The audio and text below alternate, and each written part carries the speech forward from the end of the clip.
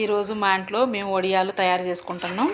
First బియ్యం పిండి ఒక సోలడి తీసుకొని నీళ్లు పోసి ఒక 2 సోళ్ళు నీళ్ళు పోసి కలుపుకొని పక్కకు పెట్టుకొని మళ్ళీ ఒక 2 సోళ్ళు పొయ్యి మీద పెట్టుకొని ఎసురు కొద్దిగా ఆగినాక మనం నీళ్ళలో కలుపుకున్న పిండిని ఎసురు గాగినాకెళ్ళ పోసి ఇట్లా తిప్పుతూ ఉంటే చాలా సేపటి అయినాక కొంచెం మంచిగా అయింది.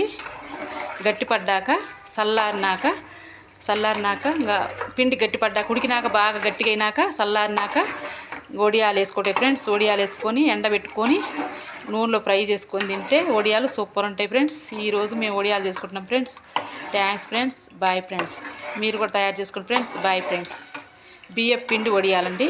కొంచెం ఉప్పు కారం జీలకర్ర కూడా వేయాలండి. ఇట్లా చేసుకొని ఎండబెట్టుకొని వడియాలు వేసుకొని ఎండబెట్టుకొని తింటే ఫ్రెండ్స్. ఫ్రై చేసుకొని తింటే friends. Bye friends. Thanks friends. మీరు కూడా తయారు చేసుకొని తినండి ఫ్రెండ్స్. Bye friends.